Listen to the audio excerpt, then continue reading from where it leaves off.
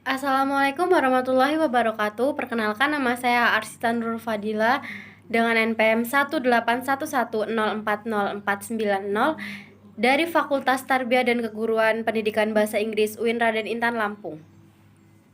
Di sini saya akan menjelaskan tentang isi dari buku Critical Reading in Language Education arranged by Catherine Willens. Di dalam buku ini membahas beberapa konteks-konteks reading. Yang pertama adalah membaca dalam konteks sosial. Proses membaca cenderung dicirikan terutama sebagai psikologi, kognitif, dan individu. Bayham menyajikan pemahaman literasi ini sebagaimana dicirikan oleh penulis yang berjuang untuk menciptakan makna yang terdapat yang diciptakan kembali oleh pembaca melalui pemeriksaan tentang cara-cara di mana pembaca bekerja sama untuk mendapatkan makna dari teks. Di dalam hal ini dilihat oleh mediasi faktor-faktor sosial dan budaya, tidak hanya pada tingkat mikro dari interpretasi teks yang dinegosiasikan, tetapi lebih luas lagi. Tujuan dari pembahasan ini adalah untuk melihat lebih sedikit pada praktik daripada proses, atau lebih tepatnya untuk menunjukkan cara untuk berinteraksi. Di sini juga akan fokus pada literasi cetak dan nilai berkelanjutan dari membaca teks linier. Hal ini mengingat preferensi saat ini untuk modalitas baru, di mana penekanan yang lebih multimodialis dan semakin pentingnya literasi visual dan teknologi baru yang melibatkan cara-cara non-linear yang berbeda menggambar dari teks. Penulisan bersifat sosial dalam hal ini kita dapat menulisnya sebagai anggota komunitas baik religius, akademik, atau profesional.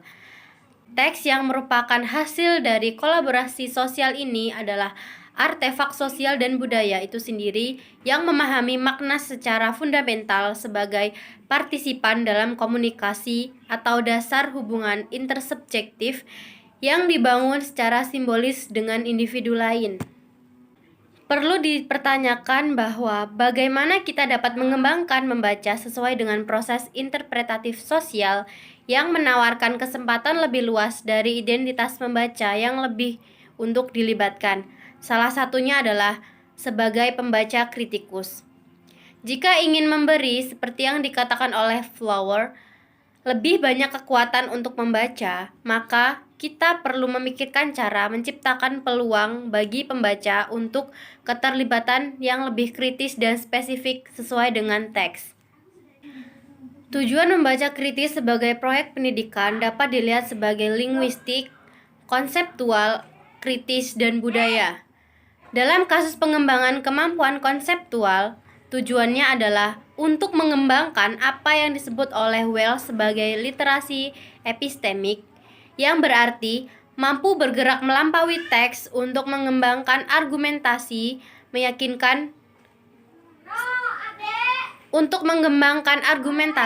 dan meyakinkan sekitar.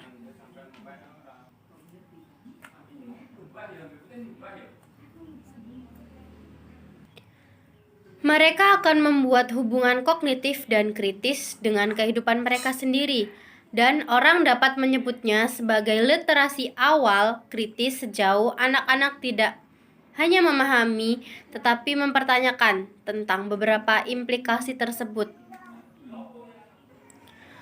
Untuk mempertimbangkan implikasi budaya dari orientasi membaca kritis, meskipun teks yang digambarkan di kelas membaca kritis cenderung sangat spesifik ke kebudayaan, tujuannya bukan untuk mengajar tentang bahasa, tetapi untuk mempromosikan wawasan tentang asumsi dan praktek budaya, persamaan, dan lintas batas budaya dan negara. Dan yang kedua adalah membaca kritis dipengaruhi oleh CDA. CDA memiliki asal-usul dalam linguistik kritis yang berkaitan dengan teori bahasa sebagai praktik sosial. Pertama kali merumuskan analisis wacana publik yang bertujuan untuk memeriksa kode ideologi teks. Perspektif sosial-kultural yang lebih luas tentang keaksaraan dapat dilihat sebagai persiapan dan perlengkapan untuk studi kritis terhadap teks tertentu. Poin utamanya adalah tanpa pemahaman yang kaya tentang konteks, kita tertinggal jauh dengan versi CDA yang terdiri dari membaca efektif dari teks dalam cara ahli bahasa kritis awal. Salah satu alasan untuk lebih menyukai istilah keaksaraan daripada membaca dan menulis adalah untuk menandai lokasi sosial dan budaya yang dikenal sebagai peristiwa keaksaraan. Ini merujuk pada peristiwa komunikatif yang dimediasi oleh berbagai jenis kegiatan membaca dan menulis dan dapat secara luas dicirikan sebagai 5W+1H. Membaca dipandang sebagai acara sosial yang melibatkan anggota keluarga, teman, atau orang lain dalam komunitas. Orang-orang yang sudah mampu membaca dengan kritis sangat mampu melihat teks, memposisikan cara mereka dalam keadaan suatu peristiwa atau tafsir. Tentu saja, kasus-kasus ini menarik dan relevan bagi mereka. Diakui bahwa aspek analisis teks melibatkan prosedur yang sangat selektif. Namun, lokasi yang tepat dan komprehensif dari makna ideologis di dalam teks tetap sulit untuk dihindari. Ini merupakan suatu hal yang layak dan produktif untuk mencatat jenis-jenis pilihan linguistik yang tersedia bagi penulis dan beberapa efek utama yang akan dicapai oleh pembaca. Di dalam konseptualisnya, literasi kritis melibatkan yang pertama, mengetahui literasi secara kritis, yaitu memiliki pandangan kritis terhadap literasi atau pandangan secara umum. Yang kedua, memiliki perspektif kritis atau evaluatif terhadap teks tertentu. Yang ketiga, memiliki perspektif kritis tentang cara atau kemampuan untuk membuat bacaan kritis tentang praktek sosial yang lebih luas, hubungan, alokasi, prosedur yang dimediasi melalui pembacaan teks.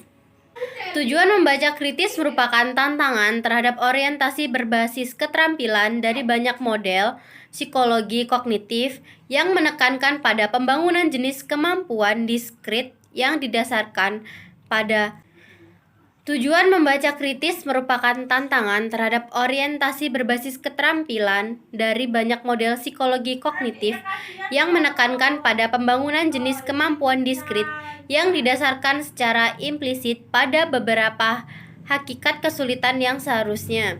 Selain itu, penekanannya berbeda dengan pandangan strategi, di mana pembaca kritis kurang fokus pada tanggapan individu terhadap teks dan lebih pada tanggapan yang dinegosiasikan secara komunal, di mana konteks kelas teks dapat ditafsirkan bersamaan melalui pembicara seputar teks.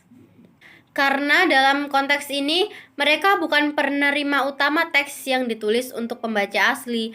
Pembelajaran bahasa kedua dan asing mungkin lebih sadar tentang cara teks memposisikan pembaca, yaitu membaca, memilih, atau model tertanam dalam teks. Kemudian yang ketiga ada pedagogi kritis. Pedagogi kritis terkait dengan gagasan Gramsci tentang homogeni, di mana kelompok yang kuat membentuk dan menghubungkan pandangan akal sehat, kebutuhan, dan kepentingan kelompok. Di sisi lain, melihat kemungkinan transformatif menekankan cara di mana manusia untuk diberdayakan atau agen mengakomodasi, menengahi, tetapi juga menolak praktik sosial yang mendomisili. Shore mendeskripsikan sebagai pengetahuan dihasilkan oleh kita sendiri secara kolektif dengan cara mencari dan mencoba untuk memahami lingkungan sekitar. Pengajaran berbasis komunikatif atau disebut LCT didasarkan pada premis bertujuan untuk pengajaran bahasa adalah pengajaran bahasa komunikatif atau disebut CLT didasarkan pada premis bertujuan bahwa pengajaran bahasa adalah komunikasi dengan penutur asli di lingkungan sehari-hari yang dialami. Kemampuan komunikatif dilihat sebagai kinerja kontekstual dan interpretasi tindakan ilokusi yang sesuai secara sosial dan dalam wacana. Penekanan ini diberikan pada pengalaman bahasa yang terdekat dengan pengalaman siswa sehari-hari. Ada beberapa masalah untuk pendekatan berorientasi kritis dengan menekankan pada keterampilan ekspresif dasar dan interpersonal. Di dalam materi ini ada beberapa aspek yang mempengaruhi pedagogi kritis. Yang pertama, dialog lintas budaya.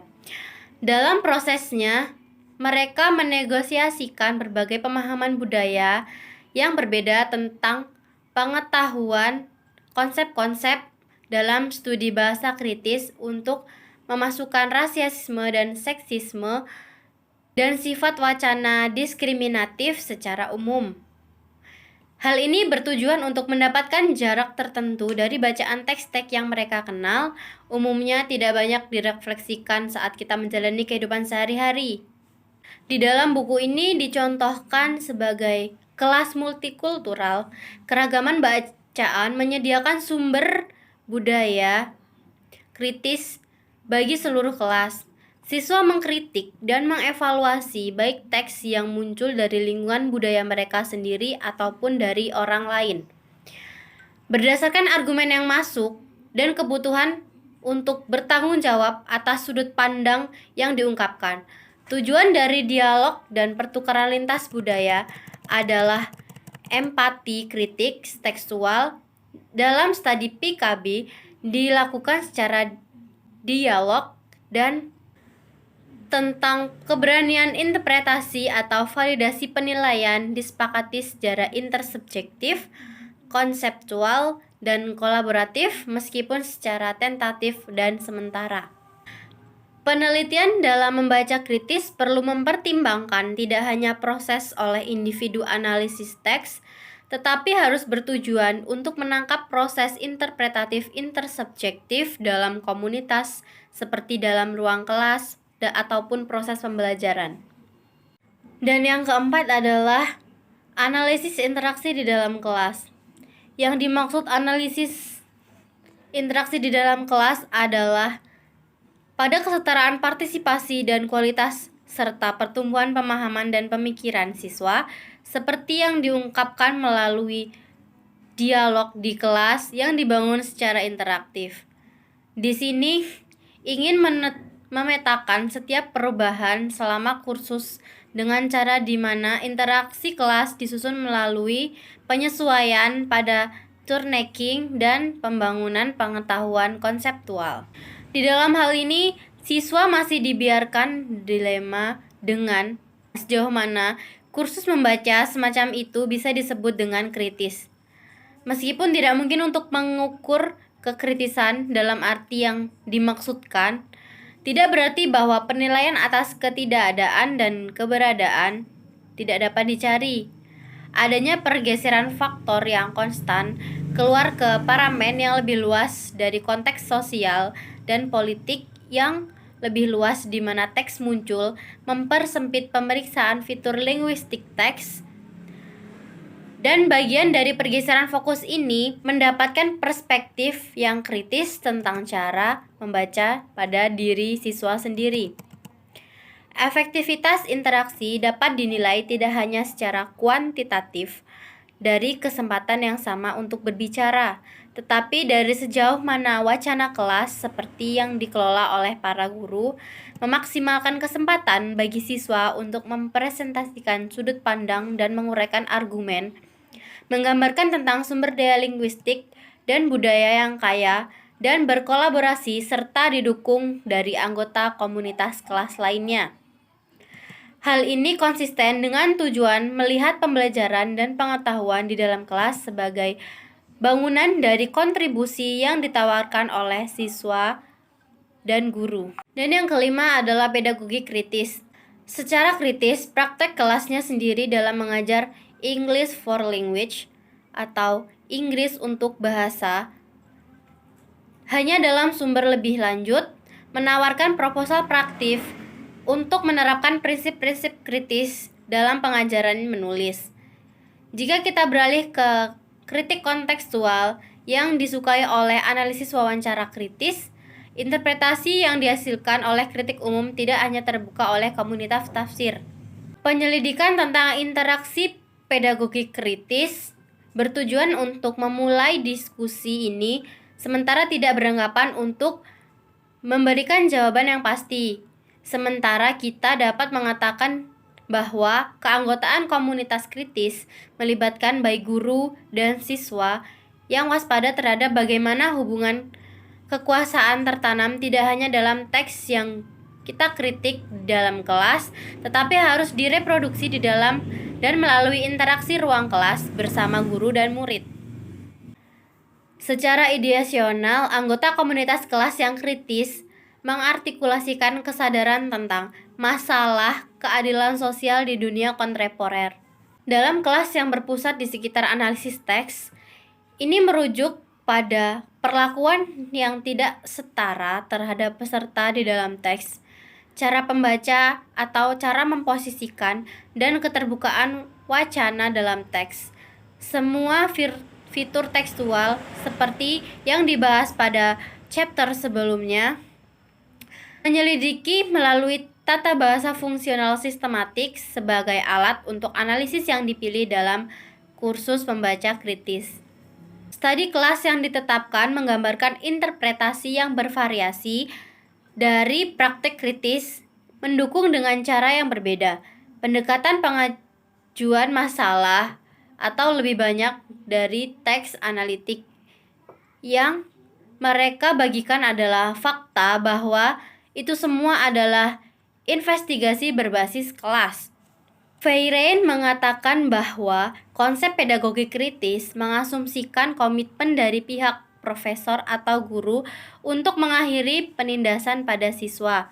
Kesulitan dalam penafsiran pedagogi kritis adalah pada akhirnya perhatian pasti akan tujuannya adalah untuk mengambil fokus literasi kritis pada masalah ketidaksetaraan sosial yang diambil studi kasusnya pada Afrika Selatan, khususnya untuk mengembangkan kemampuan siswa dalam membaca teks secara kritis, baik teks sastra, genre, atau lain sebagainya seperti film, laporan, berita, atau iklan.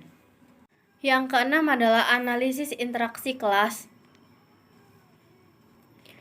Siswa diminta untuk berkelompok atau berpasang-pasangan di dalam melakukan analisis tekstual lebih dekat dengan bekerja sama dengan kerangka tugas atau tugas-tugas yang diberikan oleh guru. Setelah diberikan tugas-tugas oleh guru, siswa membuat catatan pada lembar tugas, dan di sini muncullah sesi umpan balik kelas yang disajikan. Di sini kami melihat para siswa dipimpin oleh satu ketua kelompok yang membagikan analisis mereka dalam lingkup yang lebih luas dalam komunitas kelas. Harapannya adalah memiliki umpan balik dalam berkomunikasi atau pembicaraan yang lebih diskursif yang diperpanjang untuk mencerminkan fakta bahwa siswa memiliki kesempatan untuk mendapatkan wawasan dari satu sama yang lain dari kelompok mereka. Secara umum, konteks ini berfokus pada fungsi urutan komunikatif yang dipilih dalam 3 sesi di kelas ini yang akan dirujuk mengikuti teks utama yang telah didiskusikan masing-masing sebagai kekuasaan dan kontrol, menggunakan file, tenor, dan mode untuk menafsirkan konteks teks yang dipelajari dalam pembelajaran membaca kritis, akan menggunakan parameter yang sama untuk menafsirkan konteks teks di dalam kelas. Tentu saja dalam praktiknya sulit untuk menghilangkan fungsi ideasional, interpretasional, dan tekstual. Hal ini digunakan mereka untuk menjalin kebersamaan. Meskipun demikian, telah digambarkan bahwa di sini tenor dan bidang pada tingkatnya lebih rendah. Begitu juga dengan mode sebagai heuristik dan dalam analisis, cara untuk menerangi beberapa fitur utama, kesetaraan dan kualitas kelas dalam ruangan. Dalam hal ini, istilah yang digunakan oleh Sarangi dalam analisisnya tentang kelas wacana, cara yang disebut adalah pembicaraan tugas dan pembicaraan prosedur bekerja sama di dalam kelas saat proses pembelajaran. Dan yang terakhir ada bacaan kritis revisit atau chapter 7. Terdapat ada buku harian, protokol membaca, dan wawancara. Mari kita bahas satu persatu. Yang pertama, buku harian. Studi terbaru telah diambil dari buku harian sebagai peningkatan kesadaran, dipengaruhi oleh feminis studi yang kurang memperhatikan masalah akademik secara spesifik, kompleksivitas yang lebih luas dari kehidupan imigran baru ke negara berbahasa atau perbedaan bahasa, seperti dicontohkan Kanada dalam kasus tadi Norton. Orang lain mungkin menggunakan buku harian yang perspektif kritis yang lebih spesifik, seperti James, juga kurang peduli dengan bahasa atau pembelajaran mata pelajaran daripada identitas. Sebagaimana wacana dalam jurnal memetakan identitas siswa yang berubah dalam istilah-istilah, misalnya identitas sebagai pelajar, sebagai praktisi, sebagai penulis jurnal, atau identitas dalam konflik dan di bawah ancaman.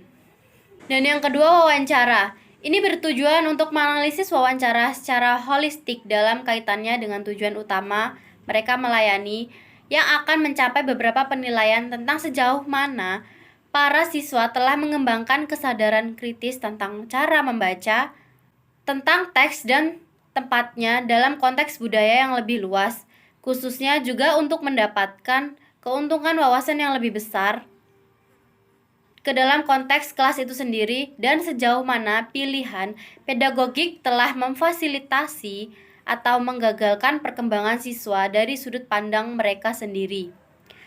Singkatnya, sebagaimana siswa memandang peran tersebut atau teks tersebut yang disurvei, bacaan mereka sendiri dan teks-teks itu di dalam kelas atau di dalam konteks mereka sendiri sebagai cara untuk memberdayakan mereka sebagai pembaca, pembelajar bahasa, dan sebagai warga negara. Dan yang selanjutnya adalah protokol membaca atau aspek-aspek yang menyelaraskan bagaimana mereka menempatkan diri terhadap teks.